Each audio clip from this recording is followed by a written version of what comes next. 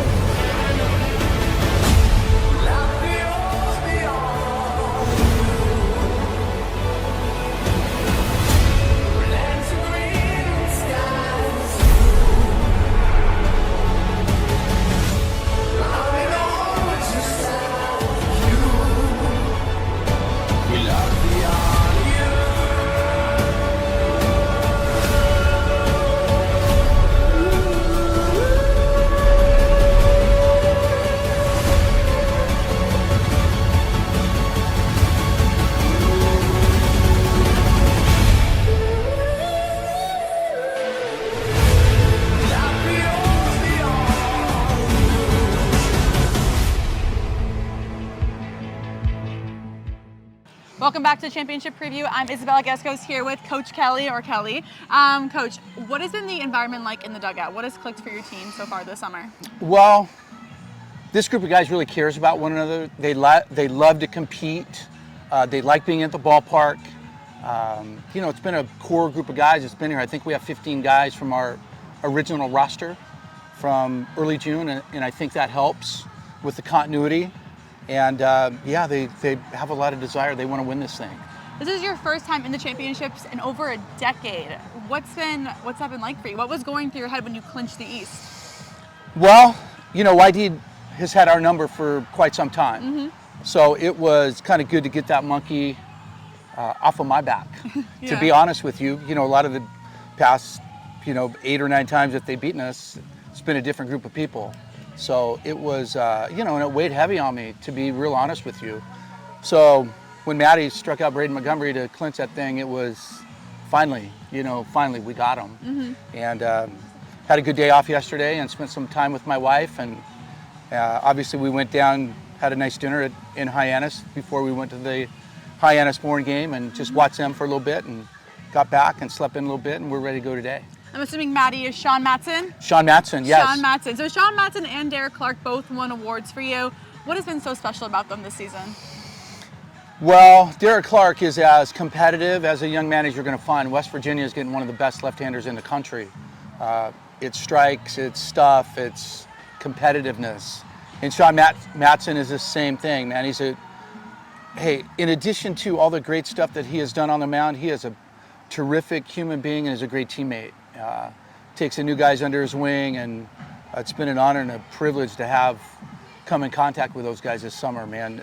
2 guys that I'll definitely stay in touch with throughout their careers. You guys started off a little slow in June, but something just clicked for Orleans in July. What clicked? Well, as my wife says, she goes, you got to kind of fly right in the middle of the pack. Mm-hmm. You don't want to fly too high or fly too low, and we definitely did that. Mm-hmm. But I think once we got our lineup solidified and Jack Penny started playing short and we got Brandon Stallman in and kind of got our pitching staff in their roles, they just kind of started to gel and started to play together. And I think it helps, right? When guys understand their roles, there's some continuity in the lineup. They know they're going to be in the lineup every day.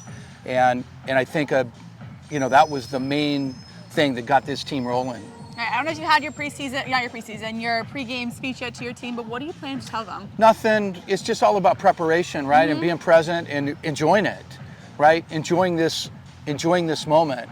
But like I told them, we've never set goals. We didn't set out to win the division. We didn't set out to win the Cape League championship. Everybody does that. Mm-hmm. Everybody would like to win that. Our kind of message all summer is, hey, let's stay healthy. Let's try to stay healthy, and let's really do the best job that we can do in our preparation. And that's what this team has done. I know you got to go, but thank you so much, Coach, for the time. You bet, my Kelly, pleasure. Thank you so much. I'm here with Sean Matson. Sean, what was going through your head during that final pitch when you guys clinched the East? Honestly, just execution. execution. I knew the hitter at the plate is one of the best hitters in the country, so I knew I had to get it where I had to. Owen set it up perfectly, called a good pitch, and once it got past and there's crazy feeling, like a lot of emotion going, I could feel myself, the adrenaline rushing even more. Seeing all the guys run on the field was really cool. It's actually really funny you say that, because my next question was, your celebration itself was very anticlimactic for someone that's sending your team to the championship. Why was that? There was more baseball to be played. It was really exciting. I think all the guys know there was more baseball to be played, but I knew once they all got out there, I could let the emotion out a little bit more.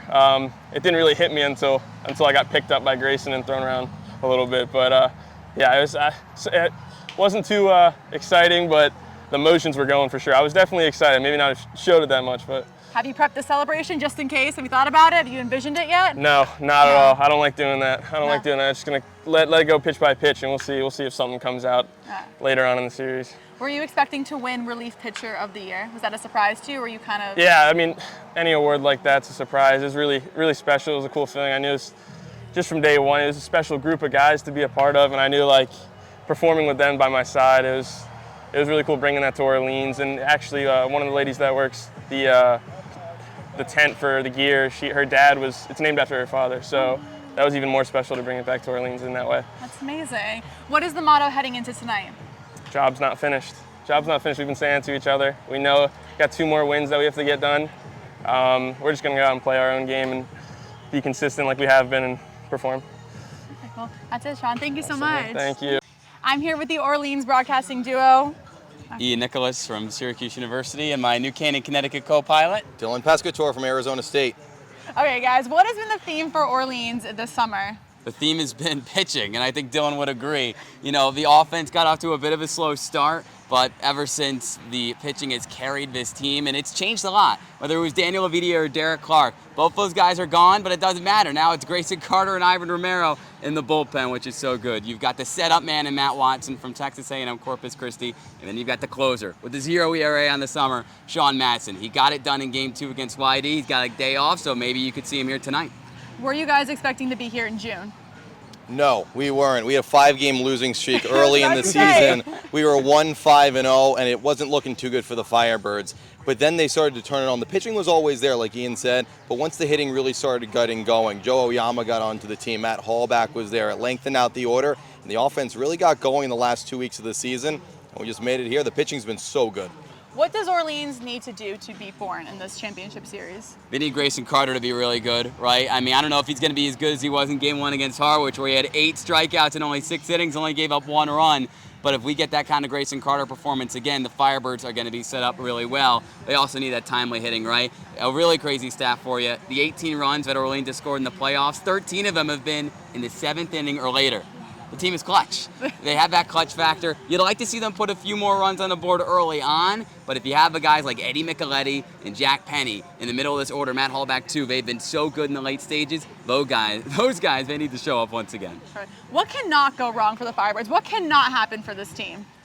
So hard to say because everything has gone right. So what can't go wrong? The offense can't fall asleep the entire time. That's what's been happening. Sometimes they have a few lulls, 2 to 3 inning lulls in the middle of the game. But in all reality, they show up when it matters, and they have long at-bats. They really force Bourne, whoever pitching staff they're facing, to really throw perfect strikes, to make their way into the zone. They're not going to expand the zone either. They walk a good amount. That's how the rally got started in Game 2 against YD. A walk by Eddie Micheletti Jr., a hit by Eddie King, and then a walk by Brandon Stallman.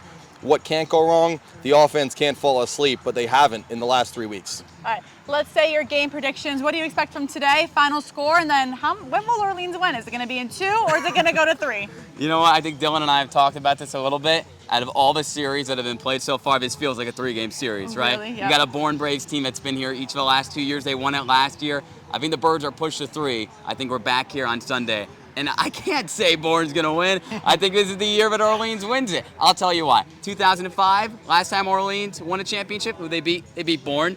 The previous championship before that, they beat Bourne. So I think Orleans is going to get them one more time.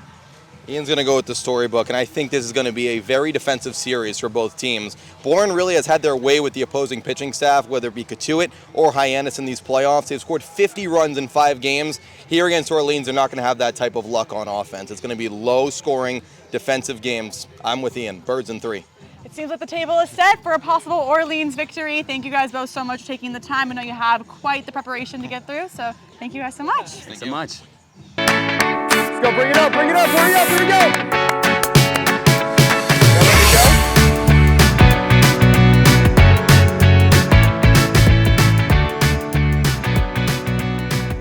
You guys ready to go today? Yeah. Should I put mine on too? Dude, you gotta take off the sunglasses, man. I think that's what it is. Ah. Go. 1, 2, 3, throw. Good. There it is. Nice. Second two. I think we're gonna have 3 people at second because Lily wanted second too. Ready? So go to your positions. Who wants to play pitcher? You're gonna play what? Duck, duck, deuce now? You gotta explain it to me. I'm older than you. Ready? Go! You gotta stay in bounds. 1, 2, 3. Fishy, fishy, cross my ocean. Here we go.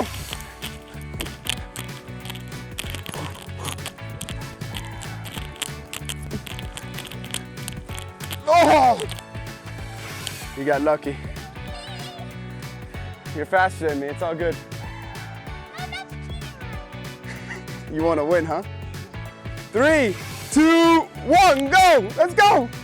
Hurry! There we go. Okay, water break.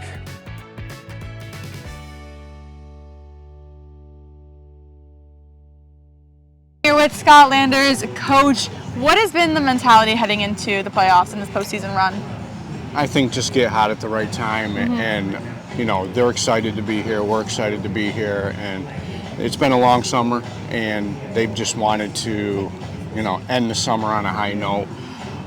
You know, I applaud them. They've sat through the whole grind and wanted to be here at the end, and I think that's big. And we've had a couple guys who were here last year that went through the grind, so they've helped out a lot. What has the morale been like today heading over to Orleans for this game? I think we're loose. They're chill right now. They're just going about it like it's another game. You know, I think they're going to get focused in a minute, and we'll see. Running it back seems to be in place. How confident are you in these guys winning another championship?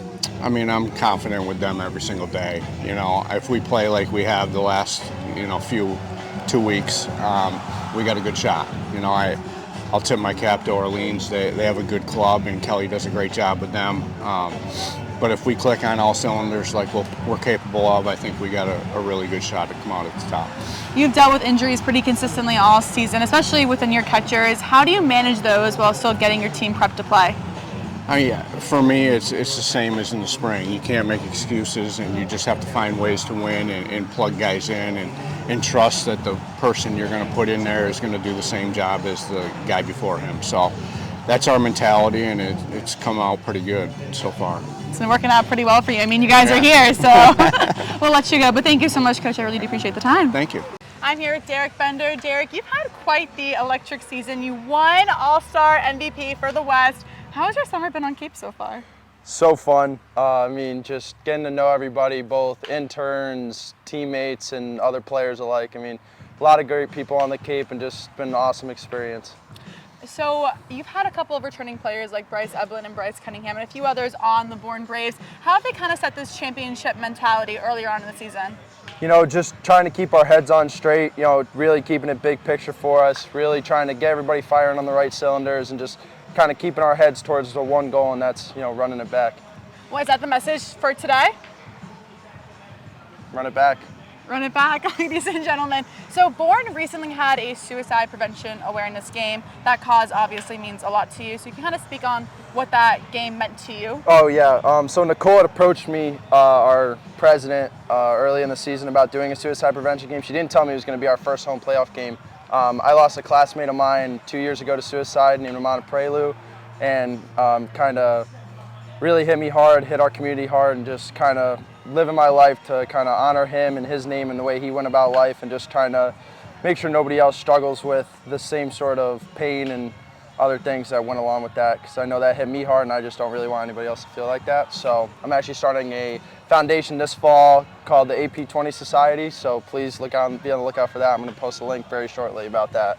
Send us that link, please. We'll make sure Yeah, to I promote will. it as well. It's going to be awesome. Are you playing for him throughout your time on the Cape and into the postseason? Yeah, just trying to live every day with no regrets and just trying to put a smile on people's faces, because you don't really know what people are going through. So it's kind of treating everybody alike and treating everybody with that same goal in mind. Well, that's all we have for you. Thank you so much, Derek. Yeah, no problem. You. Thank you, guys. All right, I'm here with Cam Manna. Cam, what has been the theme for Bourne this season? I think there's been a lot of ups and downs for this team. I think it was a slow start towards the very start of June, but I think what Bourne's shown is a lot of resilience. This team cares. They want to be here right now and play baseball. And I think the point that they've gotten to is they've found themselves and the story of this team, and that's been that bounce back resilience when it's come into August and when it's been the new season of baseball. Bourne's set up for playoff baseball, third season in a row. They're back to this point. They understand the magnitude of this, and they understand their goal and why they came to the Cape this summer. How has having that returning group from last season to this season been helpful in this postseason run, especially? Yeah, huge. Scott's talked about it a lot, having JKG back, having Bryce Cunningham back, and Bryce Eblin as well. Those guys understand Cape League baseball and understand this moment right now, playing in the championship, going to be probably over 5,000 fans here tonight from where, this field at Orleans for Eldridge Park. But I think Bourne too, understanding that experience as well, I think that gives them such an advantage, because you understand how big these games get. You understand what it means for this whole entire group, for the town of Bourne, and those three guys have been kind of relaying that to the team. What does Bourne have to do to win this game and this series and run it back?